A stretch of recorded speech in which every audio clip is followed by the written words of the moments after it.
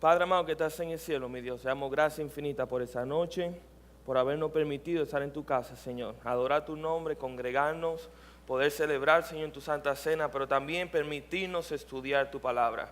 Y Padre, yo te pido que en esa noche tú nos des a nosotros una porción de la palabra que nos confronte, Señor, de las verdades de tu palabra, Señor, de ejemplos que hemos visto en personas que te han obedecido, Señor, y que han dedicado tu vida a tu servicio.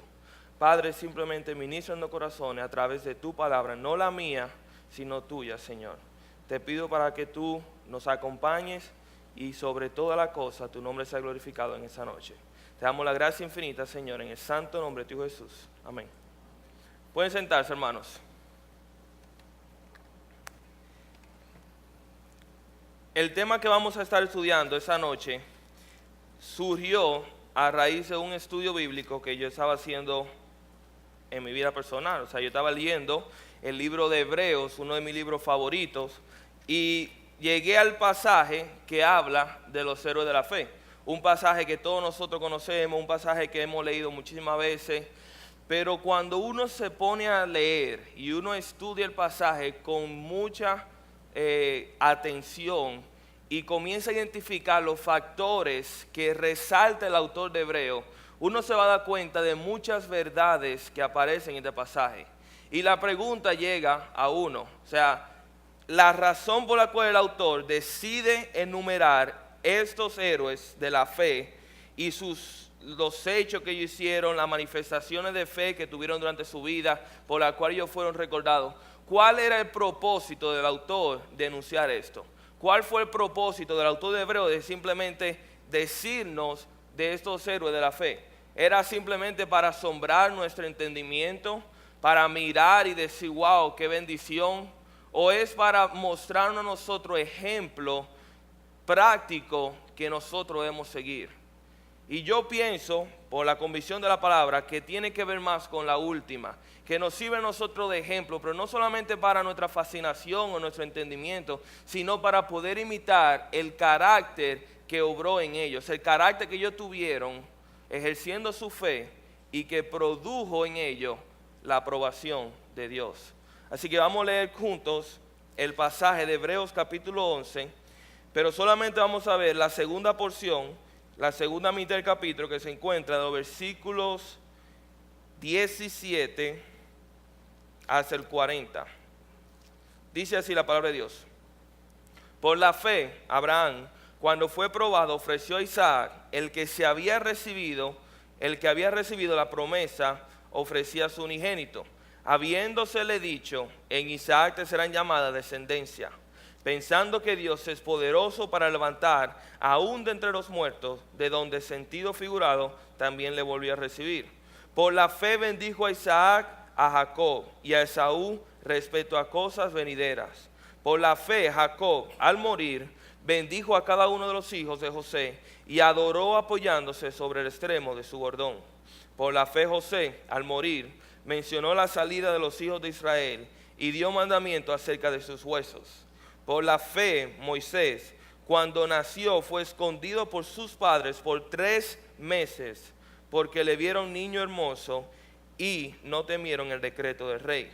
Por la fe Moisés, ya hecho grande, rehusó llamarse hijo de la hija del faraón, escogiendo antes ser maltratado con el pueblo de Dios que gozaba de los deleites temporales del pecado, teniendo por mayor riqueza el vituperio de Cristo que los tesoros de los egipcios, porque tenía puesta la mirada en el galardón. Por la fe dejó a Egipto, no temiendo la ira del rey, porque se sostuvo como viendo al invisible. Por la fe celebró la Pascua y la aspersión de la sangre, para que el que destruía a los primogénitos no los tocase a ellos. Por la fe pasaron el mar rojo como por tierra seca, e intentando los egipcios hacer lo mismo, fueron ahogados. Por la fe cayeron los muros de Jericó después de rodearlos 7 días. Por la fe de Rahab, la ramera, no pereció juntamente con los desobedientes, habiendo recibido a los espías en paz. ¿Y qué más digo? Porque el tiempo me faltaría contando de Gedeón, de Barak, de Samsón, de Jefte, de David, así como de Samuel y de los profetas, que por fe conquistaron reinos, hicieron justicia, alcanzaron promesas, taparon boca de leones, apagaron fuegos impetuosos, evitaron filo de espada, sacaron fuerza de debilidad, se hicieron fuertes en batalla, pusieron en fuga ejércitos extranjeros. Las mujeres recibieron su muerto mediante la resurrección, mas otros fueron atormentados no aceptando el rescate, a fin de obtener mejor resurrección.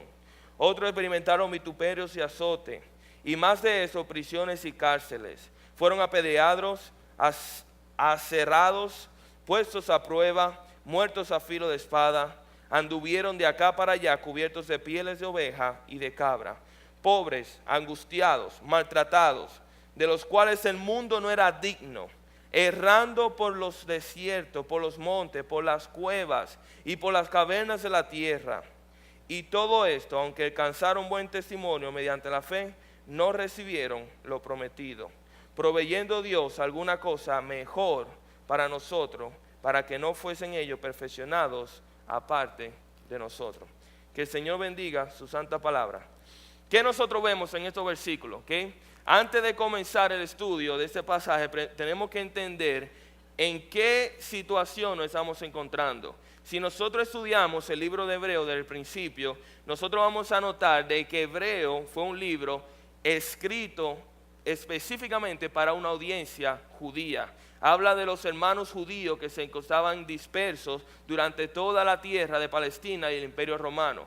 Y el autor de Hebreo, del cual nosotros no tenemos seguridad quién fue, urge a los hermanos, le escribe esta carta, y el tema principal de la carta de Hebreo es la supremacía de Cristo. Hablando de la supremacía de Cristo con respecto al templo, a los sacrificios del templo, a los ángeles, a Moisés el libertador, la supremacía de Cristo con respecto al sacerdocio de Aarón, etcétera, etcétera. O sea, básicamente le está enseñando a los hebreos de cómo Cristo es superior a todo lo que ellos antes conocían por medio de la ley.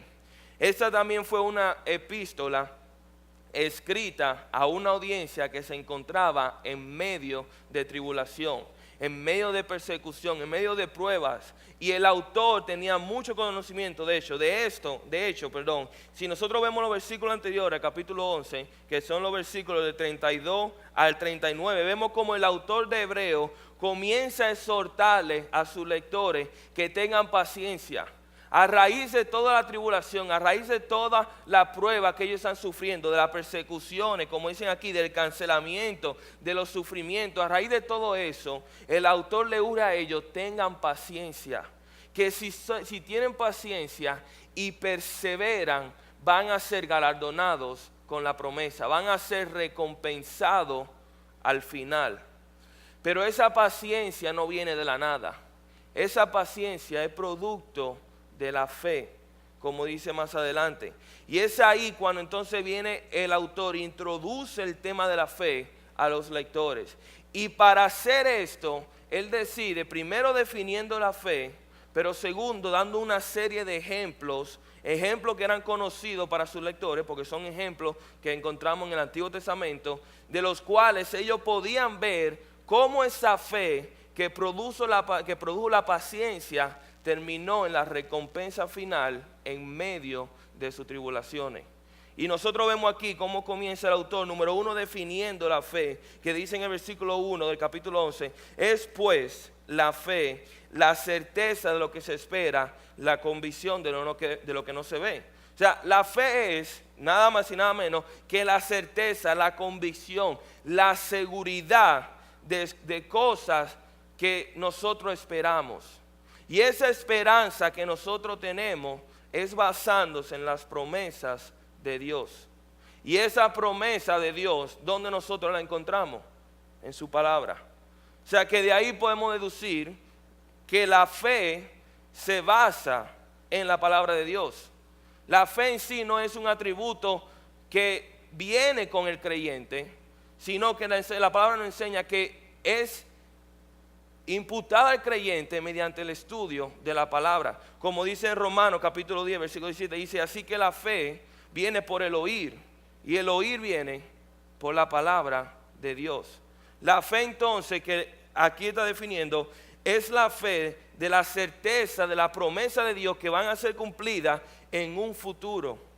Y es tanto así que el autor dice, no solamente la fe es la certeza de las cosas venideras, de las cosas que nosotros no vemos, sino que la fe es necesaria para todas y cada una de las áreas del creyente. Como dice muy bien el versículo 6, dice, pero sin fe es imposible agradar a Dios, porque es necesario que el que se acerca a Dios crea que le hay y que es galardonador de los que le buscan. ¿Qué quiere decir eso? Es necesario que el que se le acerca a Dios, el que cree en Dios por medio de la fe. O sea que el simple hecho de creer en Dios, la simple creencia de que existe un Dios soberano, es un acto de fe en sí. Y el autor lo dice aquí, dice que nosotros debemos tener esa fe, porque sin fe es imposible complacer al Señor. Y partiendo de ahí, entonces viene el autor y prosigue y nos da ejemplo de cómo esa fe actuó para la obra de Dios en la vida, de cómo esa fe actuó en los hombres de Dios del pasado que nosotros encontramos en el Antiguo Testamento. Ojalá pudiéramos estudiar cada uno de los pasajes, cada uno de los versículos con cuidado, porque habla acerca de la creación, habla acerca de Noé, habla acerca de Caín y Abel y un sinnúmero de héroes. Pero obviamente el tiempo no nos alcanzaría. Así que para esta noche vamos a ser simplemente selectivos en un grupo de personajes el cual el autor nos menciona, de la cual nosotros podemos deducir una enseñanza maravillosa en esta noche. El primero se encuentra en el versículo 17 y es el personaje de Abraham. Si no es mucha molestia, si me pueden pasar un poco de agua, por favor. Gracias. Lo primero que nosotros vemos es el personaje de Abraham, que se encuentra en los versículos 17. ¿Okay?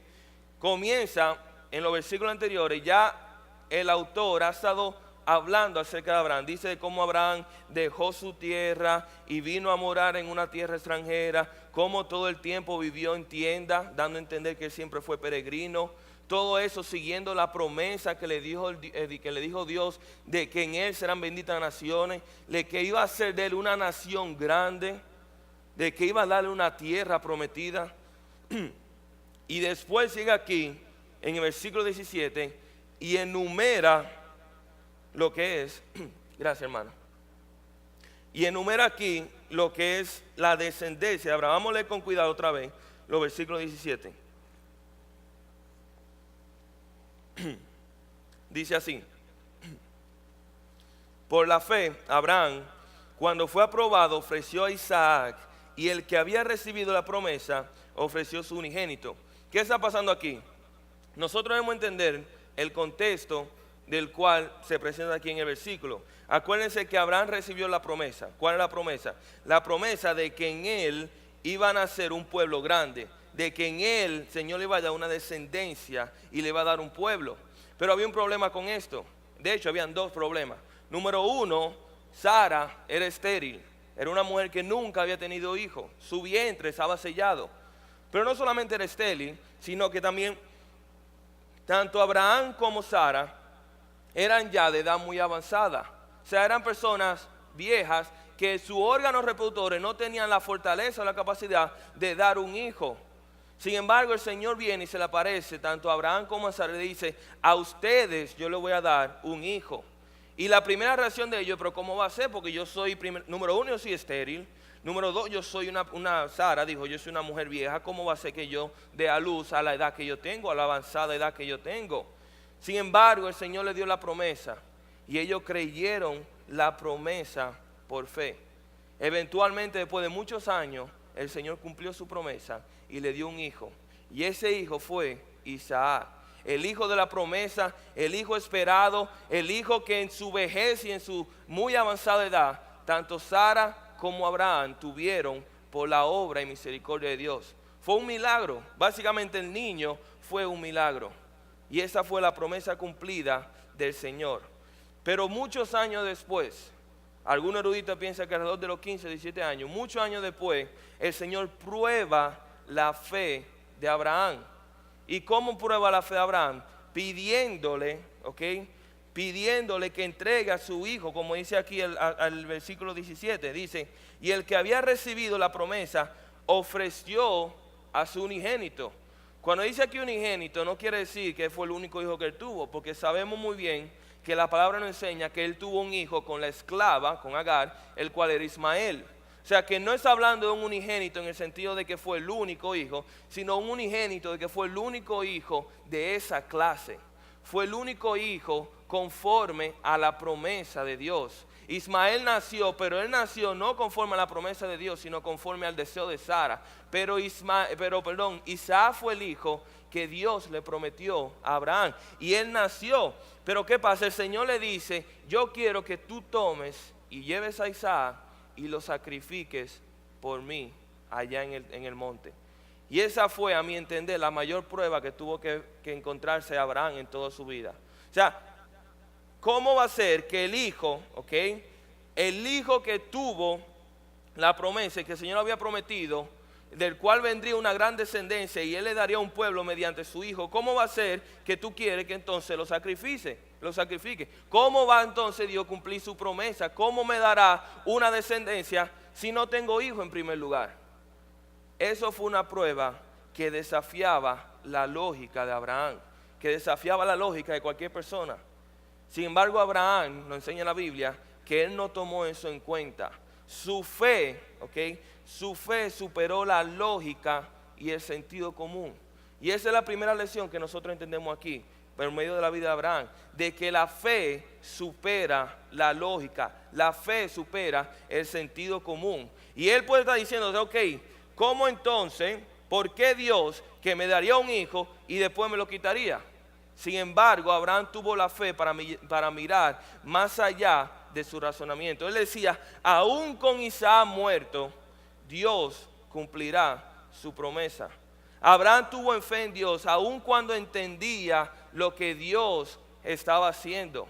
Y él decía en sí mismo, él decía, como dice el versículo 19, dice, 18, habiéndole dicho, en Isaac te serán descendencia, dice el versículo 19, pensando que Dios es poderoso para levantar aún de entre los muertos, de donde en sentido figurado también le volvió a recibir. O sea, Abraham, cuando está frente a esa prueba, cuando ve que el Señor le pide algo que completamente desafía su lógica y su sentido común, en vez de decir, Señor, esto no es posible porque tú no puedes darme una descendencia con un hijo muerto, él simplemente dice, Señor, aunque yo no entiendo, yo confío en ti. Mira, si tú tienes que levantarlo de los muertos para cumplirlo, yo sé que tú lo vas a hacer. Yo sé que tú eres Dios poderoso, yo sé que tú lo vas a llevar a cabo. Y a mí me llama mucho la atención la frase que dice al final del versículo, dice, en sentido figurado, también le volvió a recibir. Aunque el Señor no permitió que Abraham sacrificara a su hijo, Abraham sí sacrificó a su hijo en su corazón. Abraham estuvo dispuesto, desde el momento que el Señor le mandó a sacrificar a su hijo, a obedecer en el mandato del Señor. Y aunque no llegó a poner el cuchillo en el cuerpo del hijo, en su corazón ya le había ofrecido a Isaac como sacrificio al Señor. Y es por eso que dice aquí el autor que en sentido figurado, él se lo resucitó de entre los muertos. Vemos aquí en Abraham el primer ejemplo de cómo la fe desafía y vence la lógica. Ahora, aplicando eso en nuestra vida, en nuestro plano cotidiano, muchas veces nosotros como creyentes perdemos la fe cuando no entendemos o sabemos cómo Dios opera. Nosotros, nuestra fe, por lo general en mi caso, aquí la noche entera me voy a poner en mi caso porque yo sé que el pasaje fue de gran bendición para mí. En mi caso, muchas veces yo limito mi fe al entendimiento que yo tengo de cómo Dios obrará. Yo tengo fe en que Dios va a obrar eso y aquella cosa en mi vida. Pero cuando yo veo que lo que Dios está haciendo no tiene sentido, en ese momento mi tendencia es perder la fe. Porque la obra del Señor está sobrepasando mi entendimiento. Y limito la obra de Dios al entendimiento mío, el cual es un entendimiento limitado y carnal. Pero eso no fue lo que hizo Abraham. por encima de su entendimiento, por encima de su lógica, él tuvo fe en que Dios iba a cumplir su promesa. Dice la palabra de Dios en Romanos 11, en capítulo 11, versículo 33 y 34, dice: oh profundidad de la riqueza y de la sabiduría y de la ciencia de Dios, cuán insondables son sus juicios e inescrutables sus caminos, porque ¿quién entendió la mente del Señor? ¿O quién fue su consejero? Aquí Pablo dice la grandeza de la mente de Dios, la grandeza de su entendimiento, y él levanta la pregunta: ¿quién podrá entenderlo? ¿Quién acaso puede entender la mente de Dios? Es imposible. Yo siempre digo a la gente que tratar de entender la mente de Dios es como querer meter el océano en una botella. Simplemente es imposible. No puede una mente humana carnal limitada entender la mente de un Dios eterno, santo y todopoderoso. Simplemente es imposible. Sin embargo, nosotros vemos cómo la fe actuó en Abraham y venció la lógica y perseveró hasta el final.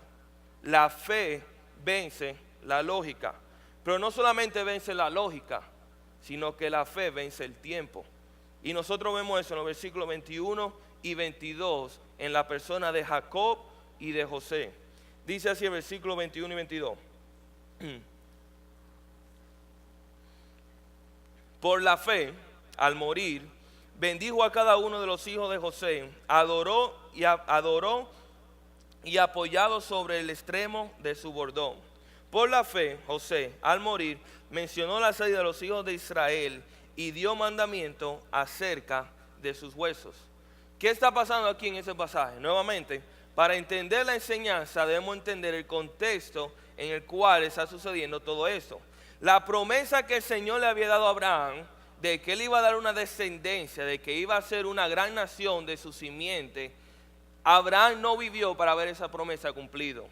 Sus hijos, que fue Isaac, después de Isaac vino Jacob, también recibieron esa promesa, también heredaron esa promesa de que en la descendencia de ellos es que iba a venir la gran nación.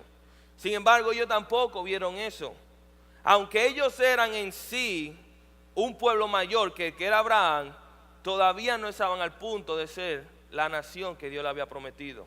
Acuérdense que cuando tenemos el hecho de José, en el cual José fue vendido por sus hermanos, llegó al pueblo de Israel, donde fue servidor, después de servidor de Potifar, fue encarcelado injustamente por las acusaciones de su esposa, por la cual duró muchos años en la cárcel injustamente, pero que el Señor obró eso para que él surgiera de ahí y ser el segundo en mando en Egipto, solamente superado por el faraón.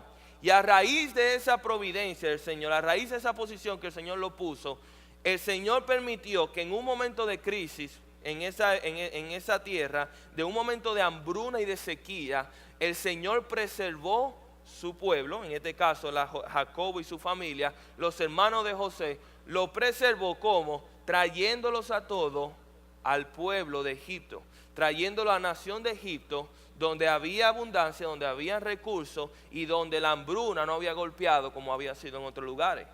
Y cuando ese pueblo entra, ya Jacob avanzado de edad con sus hijos, quien entró al pueblo de Israel no fue la nación que salió cuando salió el pueblo de Israel, sino una familia, simple y llanamente una familia.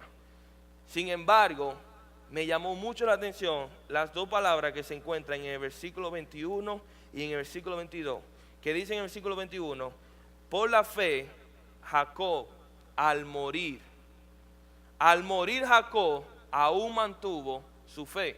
¿Pero qué fe?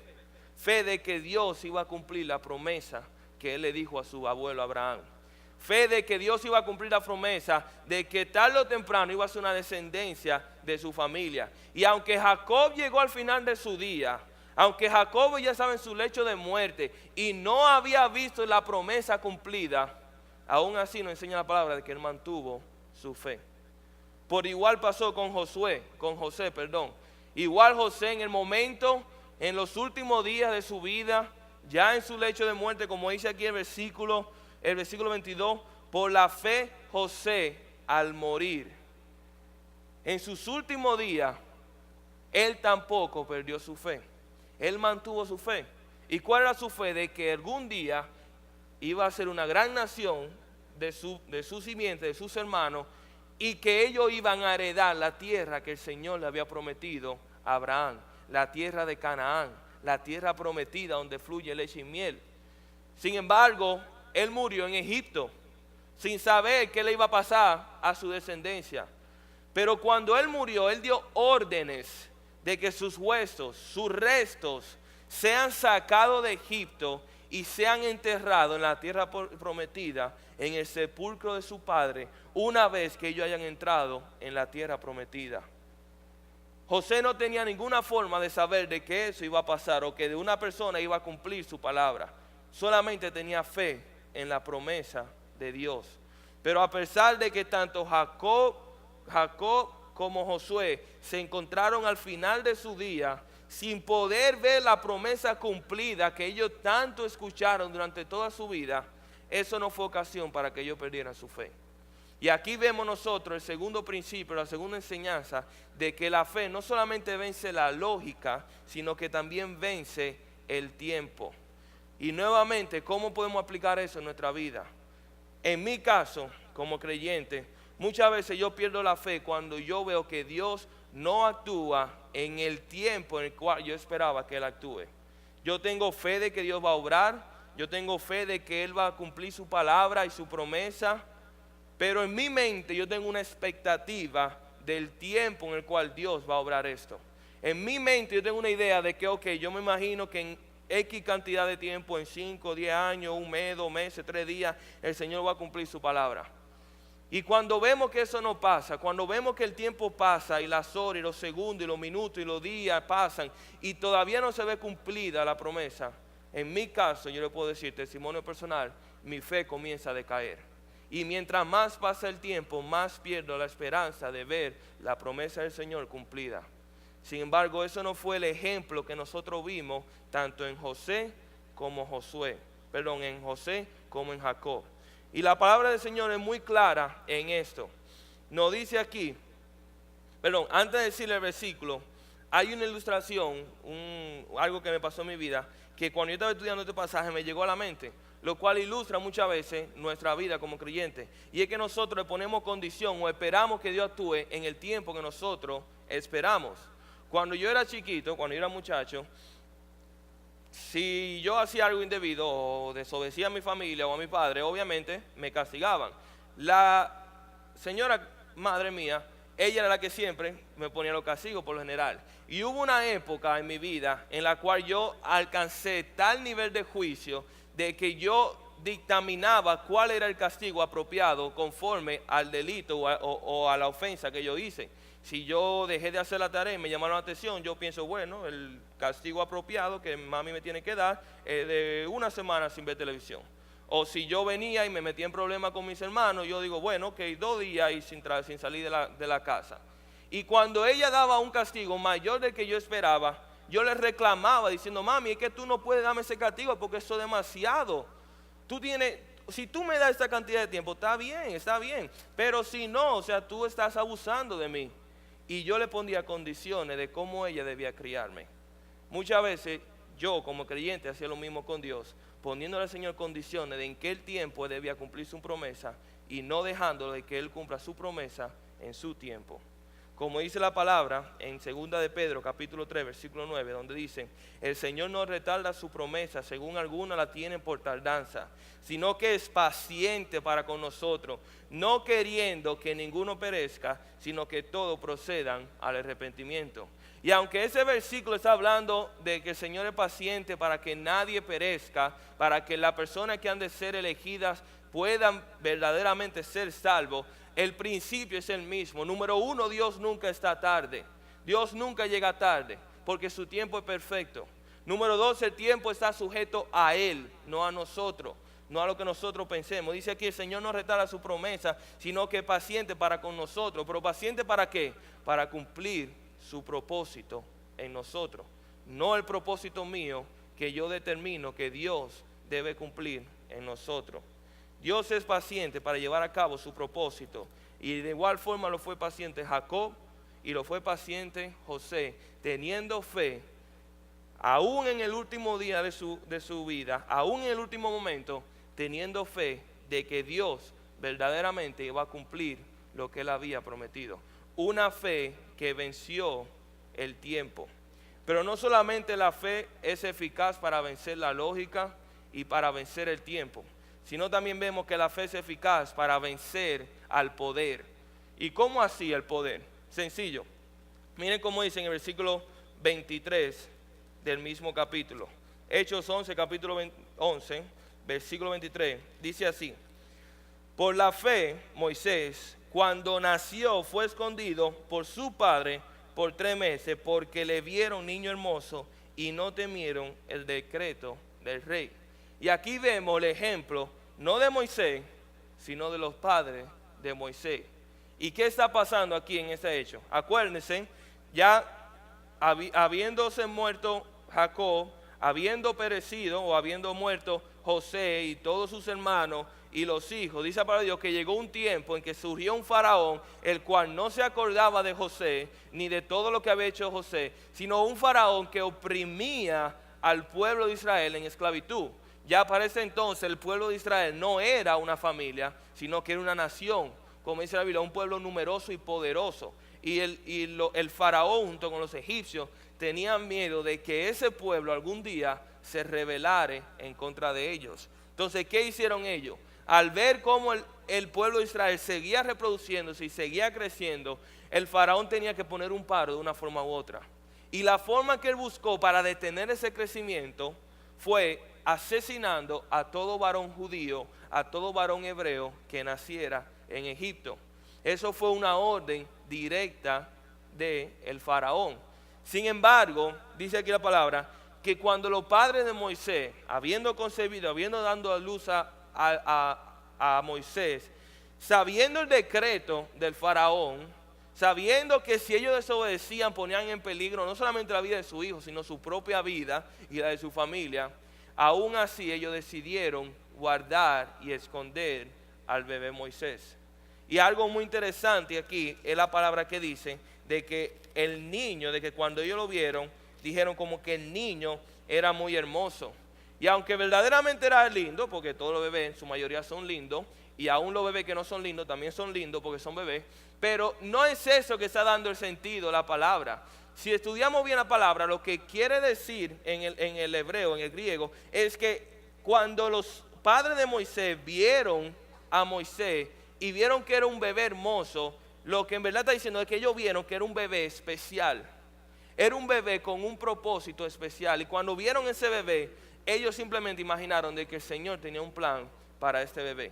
No sabían cuál era, no sabían qué iba a pasar con ese bebé. El Señor nunca le dio una profecía diciéndole, mira que será nacido Moisés y él será el libertador del pueblo de Israel. No, pero ellos sabían que ese bebé era especial, era hermoso.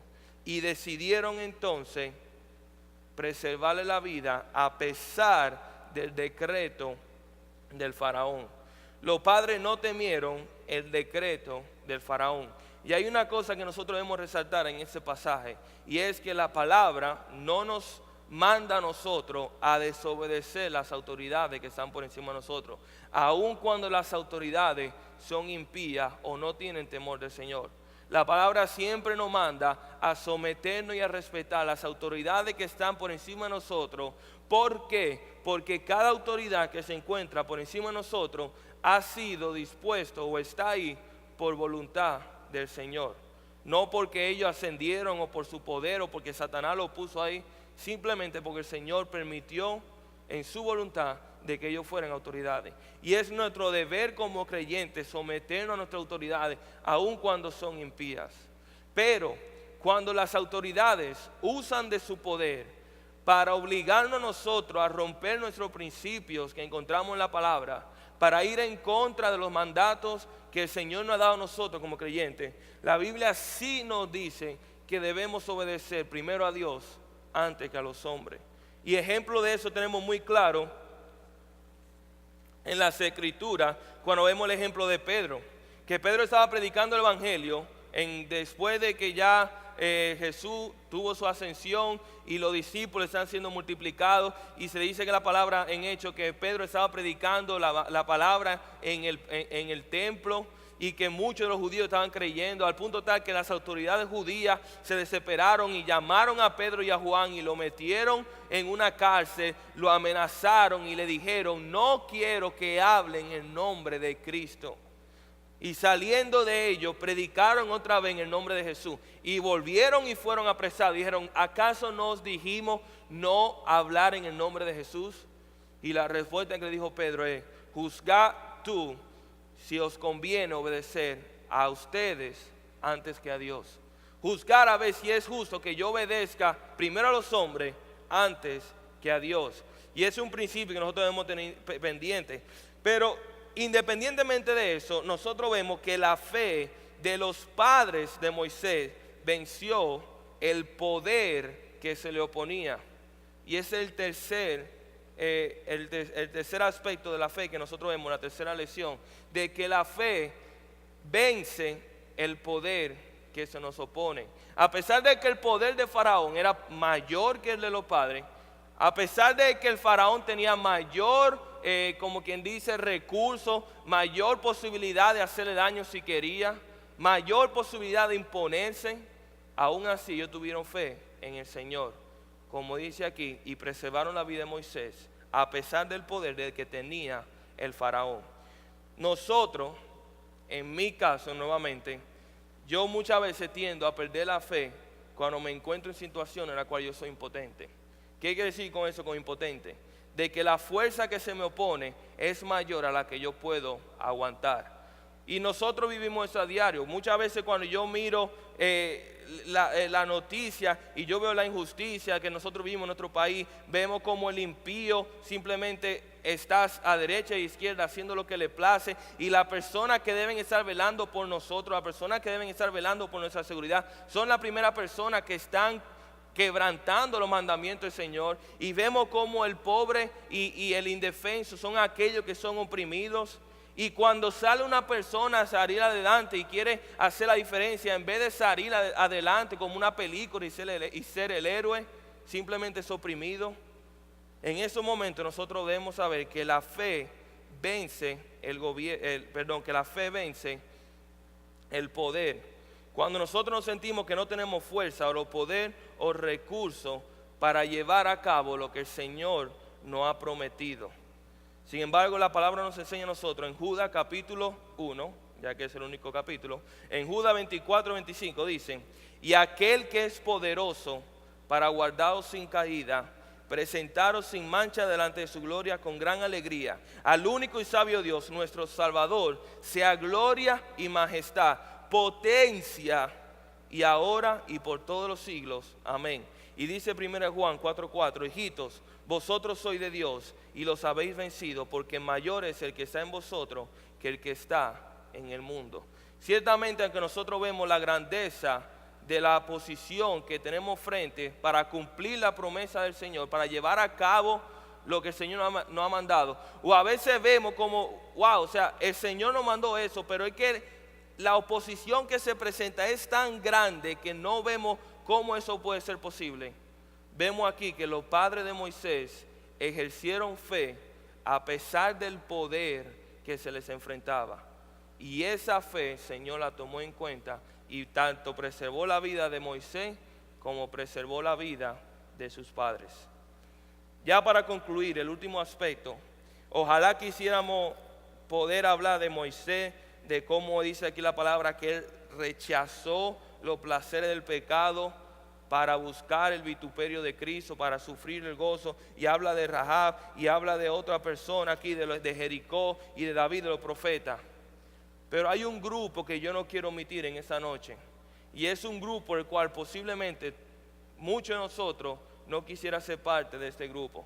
Siempre alabamos y siempre hablamos y siempre reconocemos los héroes de la fe que aparecen en los primeros versículos, pero muy pocas veces mencionamos los héroes de la fe que se encuentran en los versículos finales.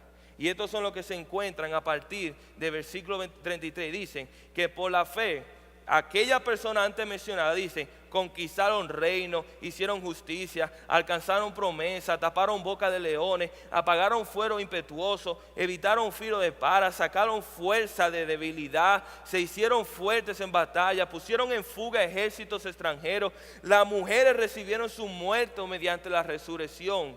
Y todo eso uno puede decir amén, gloria, aleluya, wow, mira cómo el Señor manifestó y libró a cada uno de esos siervos por su fe. Sin embargo, venimos al otro grupo que dice aquí, más otros.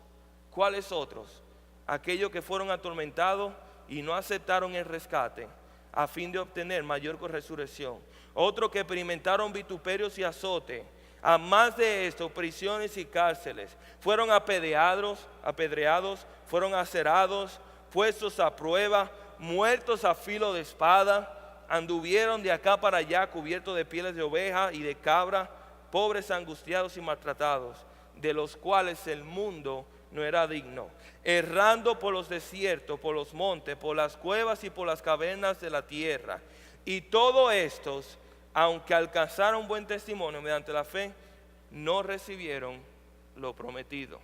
Y aquí vemos a un grupo de personas que tuvieron fe en el Señor y cuando enfrentaron vituperio, cuando enfrentaron la tribulación, cuando enfrentaron los problemas, tuvieron fe en el Señor, de que el Señor lo iba a librar, de que el Señor iba a cumplir su promesa y que el Señor iba a hacer a cabo su voluntad.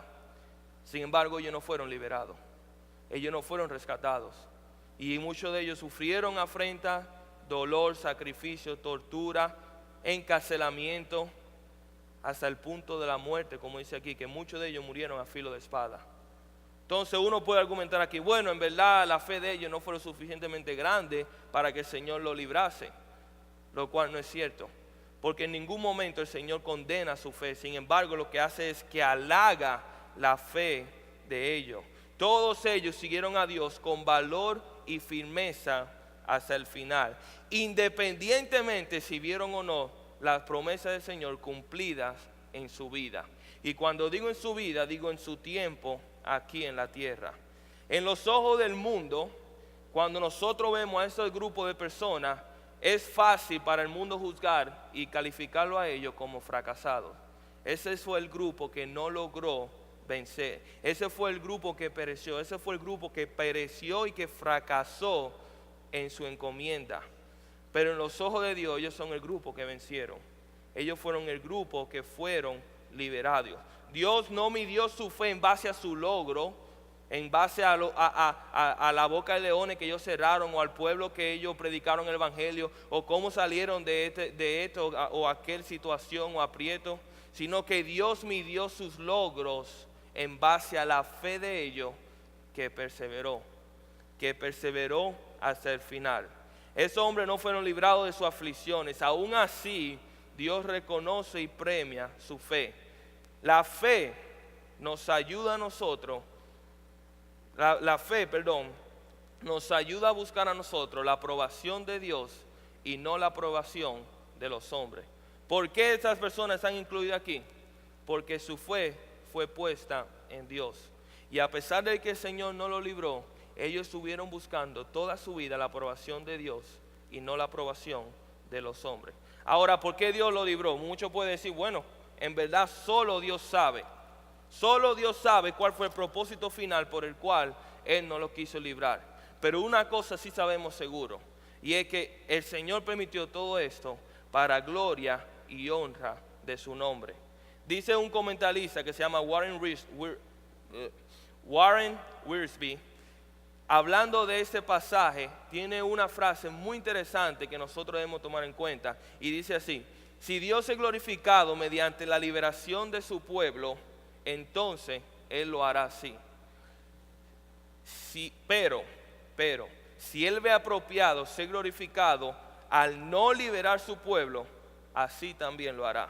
Pero nunca debemos concluir que la ausencia de su liberación es causada por la falta de la fe. el Señor no busca la gloria en nosotros. El Señor no busca que nosotros seamos exaltados porque tuvimos fe y el Señor nos recompensó. El Señor busca su gloria personal.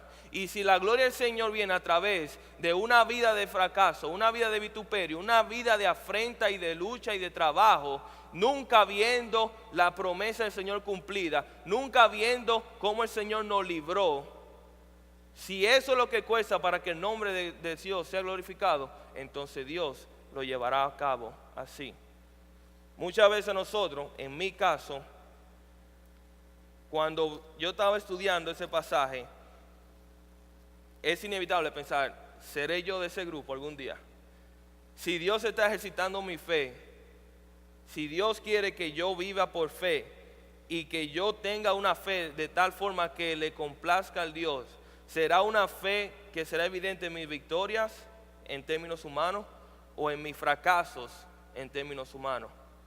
Pero una cosa sí es segura, y es que sea cual sea el final, nuestra esperanza, nuestra fe debe estar puesta en que Dios va a obrar, aun cuando la puerta esté cerrada. Y esa es la cuarta lección que nosotros vemos, de que la fe vence al fracaso. Cuando enfrentamos el fracaso en términos humanos, la fe vence tal fracaso. Perdemos la fe cuando se cierran las puertas.